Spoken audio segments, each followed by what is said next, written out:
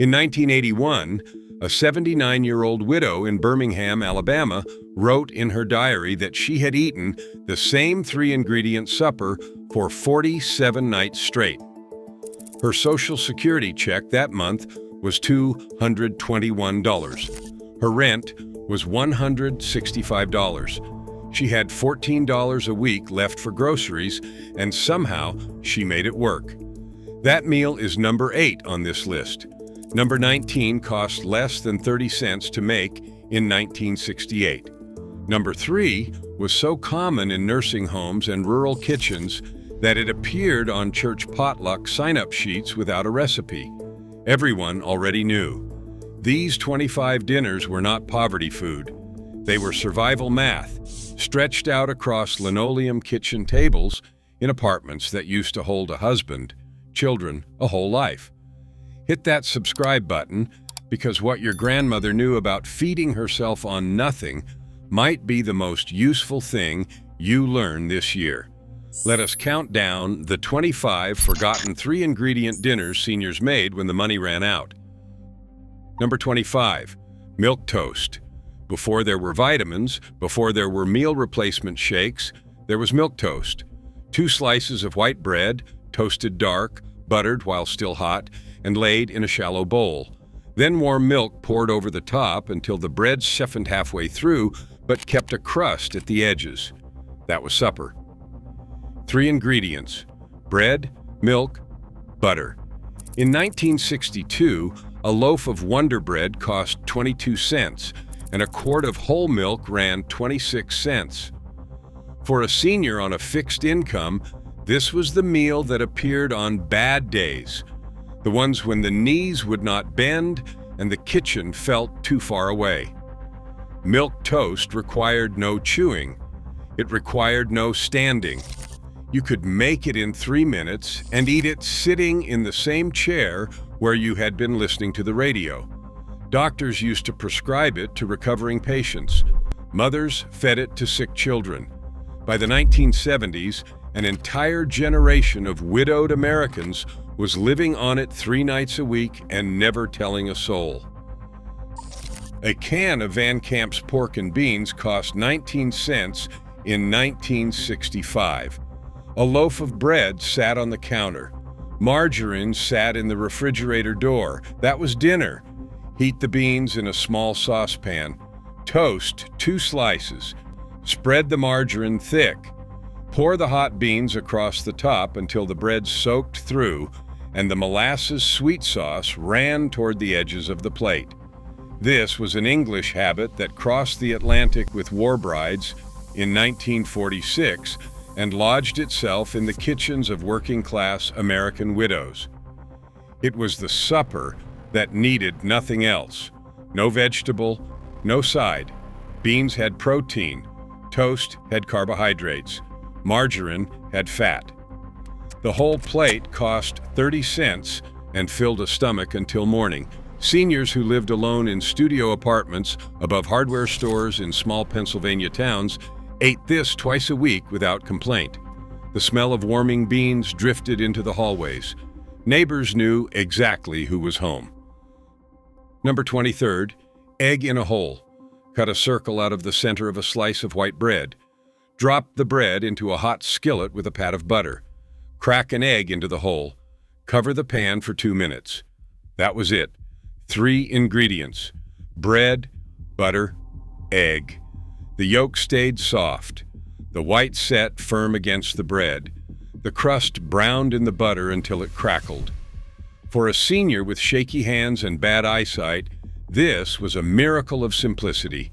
You could not mess it up.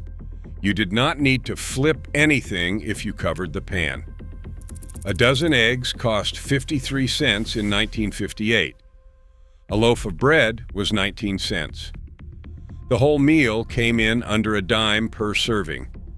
Diner cooks called it a one-eyed Jack. Children called it eggs in a basket. Old women living alone called it Tuesday. The cutout circle of bread went into the pan alongside the egg, fried golden, and got eaten as a small extra crust. Nothing wasted, nothing left. Number 22, Tomato rice, a cup of long-grain white rice, a can of crushed tomatoes, a spoonful of bacon grease from the can on the back of the stove. That was the entire shopping list. The rice cooked in the tomato juice instead of water, absorbing every bit of acidic, smoky, savory flavor until each grain turned a soft pink and tasted like something far more complicated than what it was. In 1971, a bag of rice cost 39 cents and lasted a single senior for a month. A can of tomatoes ran 25 cents. The bacon grease was free, scraped out of breakfast pans week after week into a coffee can that sat on the back of every stove in America. Italian widows in New Jersey made this and called it riso al pomodoro. Southern widows in Tennessee made the same thing and called it tomato rice. They never met, but they shared a recipe across half a country, both of them stretching pennies into a pot of something hot. Number 21, tuna and crackers. A can of chicken of the sea tuna, drained. A sleeve of saltine crackers. A spoonful of Miracle Whip. Mixed in a bowl with a fork until everything came together into a thick spread, then scooped onto crackers and eaten one by one at the kitchen table while the news played on a small black and white television. In 1959, a can of tuna cost 27 cents. A box of saltines was 31 cents. A jar of Miracle Whip lasted a senior 6 months because they used a teaspoon at a time. This was the meal that appeared on Sunday nights when nothing else was open and the church potluck had not happened that week. It was the meal a widow ate while reading the newspaper. The crackers crunched. The tuna salad was cold and creamy and just salty enough. There was no cooking, no standing, no cleanup beyond a fork and a small bowl. You could eat this in 20 minutes and feel like you had managed the day. Number 20, potato and onion fry. Cast iron potato and onion fry. 1 russet potato sliced thin. Half a yellow onion, a spoonful of bacon grease. 3 ingredients, 1 cast iron skillet, and 25 minutes of slow cooking until the potatoes turned golden brown at the edges and the onions caramelized into sweet ribbons that wove through the entire pan. A 5-pound bag of potatoes cost 49 cents in 1964 and lasted a single senior nearly 3 weeks. Onions came in a mesh bag for 25 cents. The bacon grease was the pantry's permanent staple, replenished every time someone fried a strip of meat. This was the supper that filled a small kitchen with the smell of a real dinner. Neighbors smelled it through thin apartment walls, the sound of the skillet, the slow sizzle. It said someone was home, someone was all right. For a widow living alone, that smell mattered more than the calories. It was the sound of taking care of yourself. Number 19, hot dogs and beans. A can of pork and beans. 2 hot dogs sliced into coins. A squirt of yellow mustard. Heated in a small saucepan until the hot dogs plumped and the beans bubbled. Eaten straight from the pan with a spoon, sometimes over a slice of bread, sometimes alone. In 1968, a pack of hot dogs cost 49 cents and contained 8 francs. A senior could eat 2 at a time and stretch the pack across 4 meals. The beans cost 18 cents. The mustard was already in the refrigerator door, the same yellow squeeze bottle that had been there since the Carter administration. This was the supper that appeared on cold January nights when the heat in the apartment was set to 62 degrees, and the only warm thing in the room was the saucepan. The beans gave it body. The hot dogs gave it protein. The mustard gave it a sharpness that cut through everything else. It was the meal that worked when nothing else seemed worth the effort. First pattern break. Here is something nobody puts on a recipe card. The most important thing about a 3-ingredient meal is not the 3 ingredients. It is the math of the rest of the kitchen. A senior living alone learns to think in inventory the way a quartermaster thinks about supplies. The flour has been there since spring. The bacon grease accumulates 1 tablespoon at a time. The bouillon cubes last for a year. The Dollar Tree salt was bought in 1994. When you see 3 ingredients on a list, what you are really seeing is the visible part of an iceberg. Underneath are 40 other small staples that a senior built up over decades of careful shopping. Salt, pepper, sugar, a bottle of vinegar from a sale in 2003, dried oregano in a jar that has lost its label, a spoonful of mayonnaise that has been in the door for 8 months and will outlast all of us. That is how poor man cooking actually works. The headline ingredient is just the part the camera sees. The real economy is invisible. It is 50 years of small decisions about what to keep and what to throw away, mostly what to keep. 1 slice of thick-cut bologna, 2 slices of white bread, a smear of yellow mustard. The bologna went into a dry skillet on medium heat. A small notch was cut in the edges so it would not curl up into a bowl shape. 2 minutes aside until the surface browned and bubbles formed across the meat. It was slid onto the bread, spread with mustard, and eaten standing at the counter. In 1972, a pound of Oscar Mayer bologna cost 79 cents and lasted a senior most of a week. A loaf of bread was 28 cents. This was the supper that appeared on Wednesday nights when the Social Security check was still a week away. It was hot. It was filling. It tasted like something a man might have eaten at a diner counter in 1955. For a widow whose husband had eaten this exact sandwich every Saturday for 40 years, making it for herself alone in a quiet kitchen was a small act of remembering. The smell of frying bologna is the smell of a marriage. Nobody puts that in cookbooks. Half a head of green cabbage, chopped rough. 3 slices of bacon cut into squares. Half an onion. The bacon went into a hot pan first, rendering its fat across the bottom of the skillet. The onion went in next, then the cabbage piled on top of everything, salt and pepper, a lid. 20 minutes of slow steaming until the cabbage collapsed into something silky, sweet, and shot through with smoky bacon. A head of cabbage cost 29 cents in 1976 and could feed a senior for 3 days. 3 slices of bacon were maybe 18 cents. The whole meal came in at 50 cents and tasted like something a Polish grandmother would have served on a Sunday.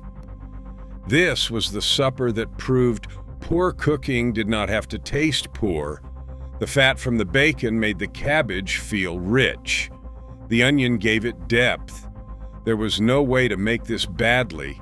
You could leave it on the stove and forget about it. It just kept getting better the longer it cooked. Number 16, rice and butter.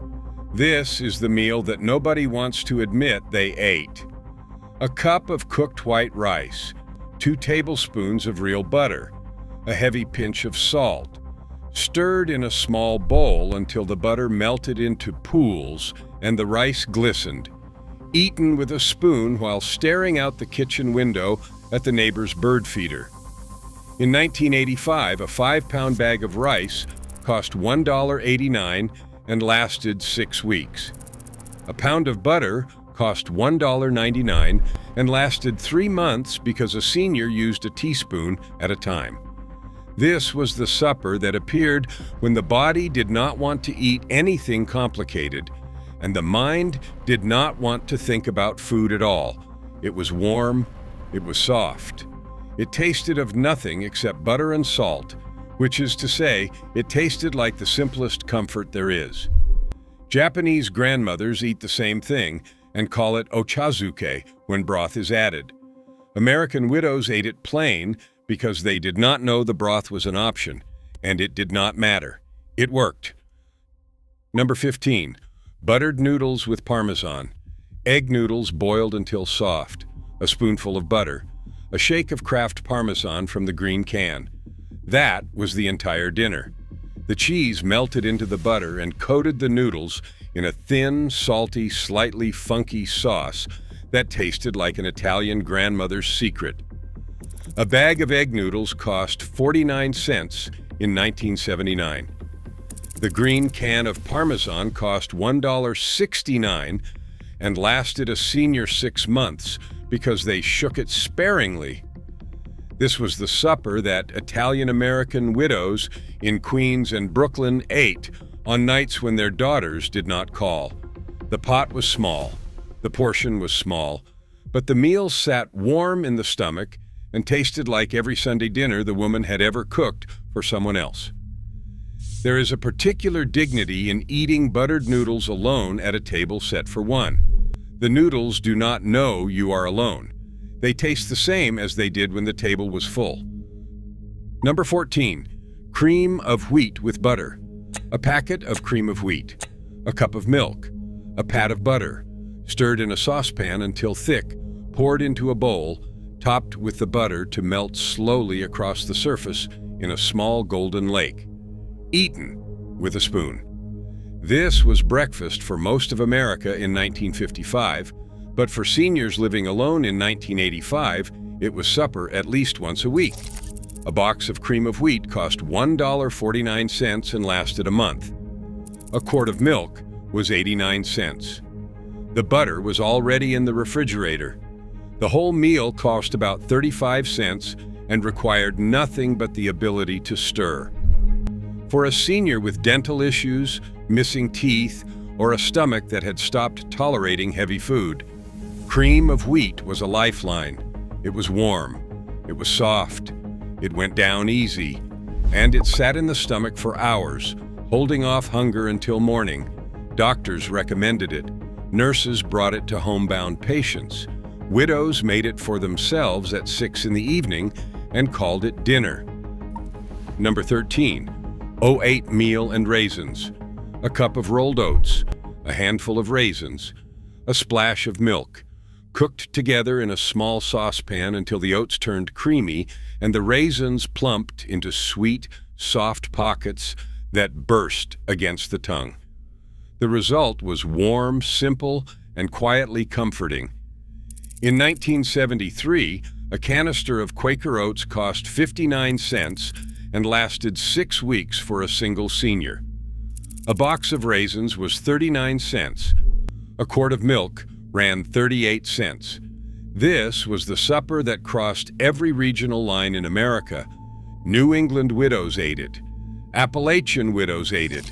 Mexican-American widows in Texas ate it. The reasons were always the same. It was cheap. It was filling. It was forgiving of bad teeth and tired hands. The raisins did the work of fruit. The oats did the work of bread. The milk turned the whole bowl into something soft enough to eat without effort. For breakfast, this was American tradition. For supper alone at 68, it was just survival in a smaller bowl. Number 12, saltines and cheese. A sleeve of premium saltines. A few slices of American cheese. A spread of butter, layered on a plate, sometimes warmed for 30 seconds in the microwave so the cheese melted just enough to stick. In 1988, a box of saltines cost 99 cents and contained 4 sleeves. A package of American singles ran $1.79 and lasted 3 weeks. The whole supper came together in 2 minutes, with no cooking and no cleanup beyond a plate.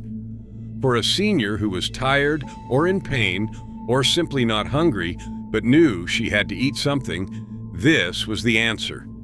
Each cracker carried a small square of cheese and a smear of butter, and the salt of the cracker balanced the mild creaminess of the cheese in a way that felt almost engineered, eaten while watching Wheel of Fortune at 7 p.m. on a Tuesday.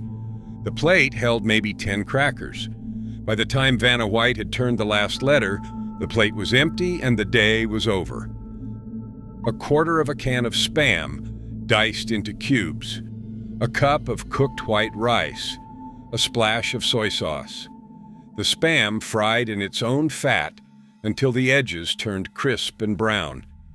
Then it was tossed with the warm rice and sprinkled with soy sauce until everything glistened. This was the supper that Hawaiian and Filipino-American widows in California taught the rest of the country, though it had also been quietly cooked in Korean War veterans' kitchens for decades. A can of Spam cost $1.89 in 1990 and provided 4 meals for a senior. A bag of rice was always in the pantry. Soy sauce lasted a year. The whole supper cost under 80 cents. The salt of the Spam, the umami of the soy sauce, the neutral starch of the rice all combined into something that should not have tasted as good as it did. There was no shame in eating Spam in the West. There was only the knowledge that it kept, it filled, and it tasted exactly the same as it had in 1955, when your husband first brought it home from the base. Second pattern break. Here is the part that gets uncomfortable. Most 3-ingredient meals are not really cooking, they are assembly. And the food industry has built an entire empire on the fact that seniors living alone do not have the energy, the eyesight, or the standing endurance to cook real meals from scratch every night. Frozen Salisbury steak dinners, microwavable bowls of pasta, Boost shakes lined up in the refrigerator like medicine. All of it priced at $3 to $5 per serving and marketed specifically at people on fixed incomes who can least afford it. Meanwhile, a can of beans, a sleeve of crackers, and a slice of cheese cost 90 cents and provided the same calories with better nutrition. The math is brutal. The frozen dinner business depends on seniors believing that real food requires energy they do not have. The truth is the opposite. 3 ingredients, 1 pan, 15 minutes. Your grandmother knew this. Then television told her she was too old to keep doing it. The frozen aisle filled up. The kitchen emptied out. A tin of sardines in oil, a sleeve of saltines, a squirt of yellow mustard. The tin was opened with the little key attached to the bottom. The sardines were lifted out one at a time and laid across crackers with a small dot of mustard on each. They were eaten with a glass of water and the evening news in the background. In 1981, a tin of King Oscar sardines cost 89 cents. A box of saltines ran 79 cents. The whole supper cost about $1 and provided more omega-3 fatty acids than most modern fish oil supplements. Doctors did not call them superfoods then. They were just what an old man ate. Eastern European widowers in Cleveland ate sardines 4 nights a week and lived into their 90s without ever taking a vitamin. The fish were small enough to eat whole, bones and all. The bones provided calcium. The oil provided fat-soluble vitamins. For pennies, this was one of the most nutritionally complete suppers a senior could put on a plate. A small can of Armour Vienna sausages, a can of pork and beans, a squirt of ketchup. Both cans heated together in one small saucepan, stirred with the same fork used to eat the meal, and served right in the saucepan to save a dish. In 1977, a can of Vienna sausages cost 33 cents, and a can of beans was 21 cents. The whole supper came in at under 60 cents. There was no nutritional case to be made for it. The sodium was crushing. The processed meat was a parade of preservatives. But for a senior in a fishing camp in northern Minnesota or a trailer in West Texas, this was hot food at the end of a cold day, and that was the only thing that mattered.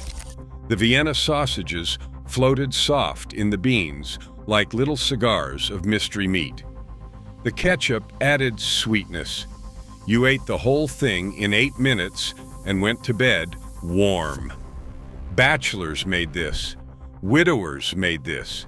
Anyone who had stopped caring about the food magazines made this. Number 8. Cottage cheese and tomato.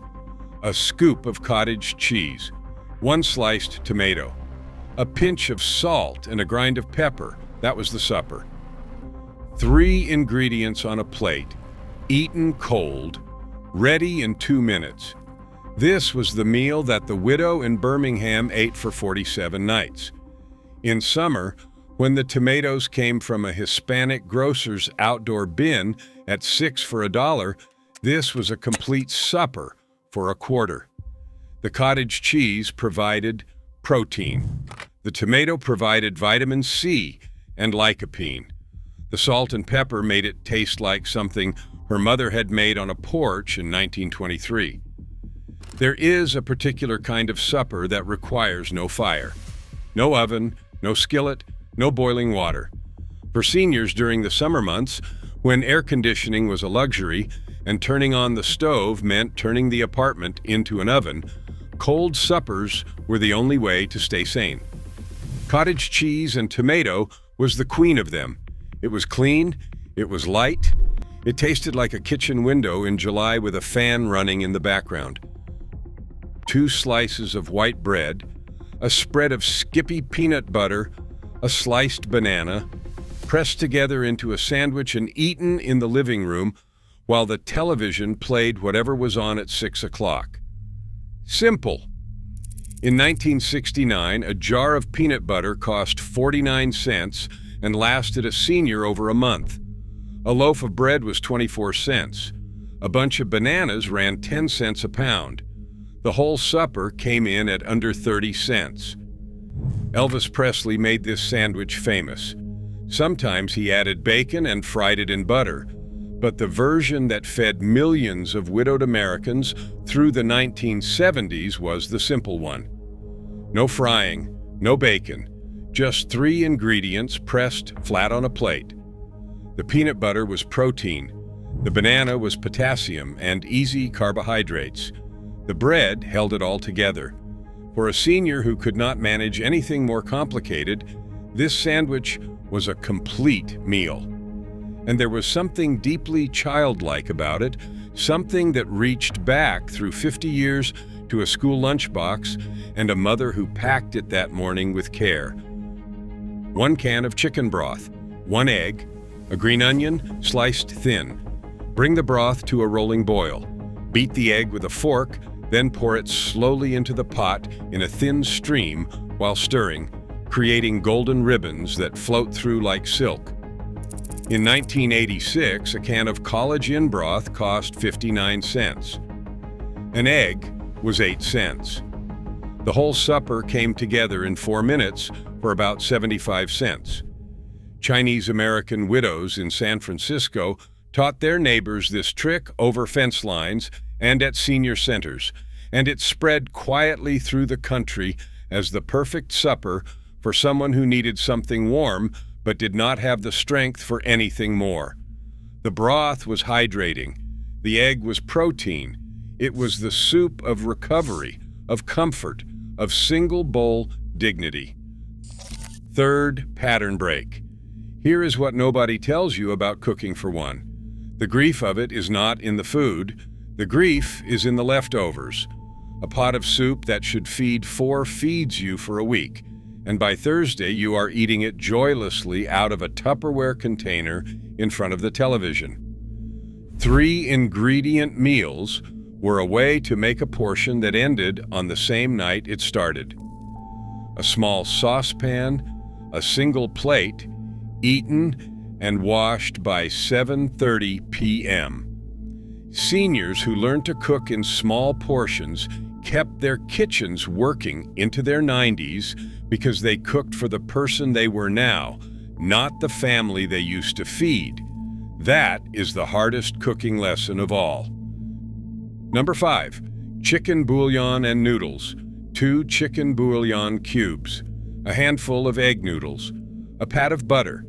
The cubes dissolved in 2 cups of boiling water, the noodles cooked until tender, the butter stirred in at the end, served in a coffee mug because the small saucepan held exactly 1 mug's worth.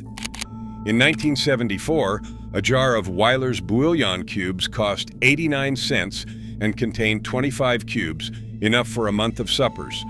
The whole supper came in at about 25 cents and warmed a stomach the way nothing else could on a winter night. This was the supper that came after bad doctor visits, after phone calls with bad news, sick days, sad days, and just tired days. Bouillon and noodles was the supper for all of them.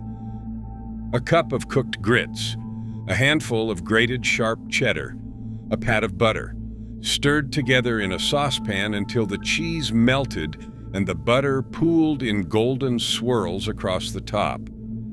In 1983, a bag of Quaker grits cost 79 cents and lasted a senior 6 weeks. This was the supper that defined late-life cooking across the entire American South. Widows in Charleston ate it. Widows in small Mississippi towns ate it 3 nights a week and never once thought of it as humble. The cheese gave it depth. The butter gave it shine. The grits gave it body that stuck to the ribs. Some seniors added bacon grease instead of butter and called it a Sunday version. Same supper, same dignity.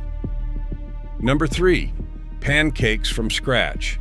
1 cup of flour, 1 cup of milk, 1 egg. Beaten together with a fork, poured by ladleful into a hot, greased skillet, cooked until bubbles formed on top, then flipped once. It was eaten with maple syrup if the church had given a bottle for Christmas, or with sugar and a squeeze of lemon if not. In 1965, a 5-pound bag of flour cost 49 cents and lasted a senior almost a year. The supper came in at maybe 15 cents per serving. This was the meal that appeared on Sunday nights in households where the senior had grown up making pancakes for a husband and 3 children. Now the recipe was cut in half, then cut in half again, and the small stack sat on a plate at a kitchen table set for 1. The taste was identical to 1955. That was the entire point. A wedge of cornbread, a glass of cold milk, a spoonful of sugar or molasses. The cornbread crumbled into the milk until it formed a soft mash you ate with a long-handled iced teaspoon. In 1958, a bag of cornmeal cost 39 cents and lasted a senior almost 2 months. This was the supper that defined the rural South for 2 centuries. Black widows in Mississippi made it, white widows in Tennessee made it, native widows in Oklahoma made it. The dish crossed every line in American poverty cooking because it required almost nothing and gave back almost everything. Doctors warned about the carbohydrate load. Old women ate it anyway and lived to 93. The bowl was home. Number 1, pinto beans, cornbread, and salt pork. At the top of this list is the supper that fed more elderly Americans through the lean years of the 1970s and the 1980s than any other meal in this country. A pot of pinto beans soaked overnight, a small piece of salt pork dropped into the water, and a skillet of cornbread baked alongside. The beans simmered for 3 hours until the broth turned dark and rich, and the salt pork dissolved at the edges into smoky strings of cured fat. You crumbled the cornbread into the beans and ate from a single bowl. In 1979, a pound of dried pintos cost 49 cents and fed a senior for a week. The whole pot came in at under $2 and lasted 6 suppers. Appalachian widows lived on this. Sharecropper widows in the Mississippi Delta lived on this. The recipe was carved into the bones of the rural South and the working class Midwest. It was an economic system, a fixed income survival strategy, and a connection to every generation of women who had ever stretched nothing into something. We forgot it because we could afford to. The women who made it never forgot because they could not. Here is the challenge. Make one of these this week, just one. Make the supper your grandmother made when nobody was watching, when the kitchen was just hers and the night was long. Then sit at the table, not in front of the television. Eat slow, because these were never just 3-ingredient meals. They were proof that a person living alone could still cook themselves a real supper. And that was never about the food. That was about staying human. Leave the one you are going to make in the comments. These were not poverty recipes. They were dignity, served 3 ingredients at a time.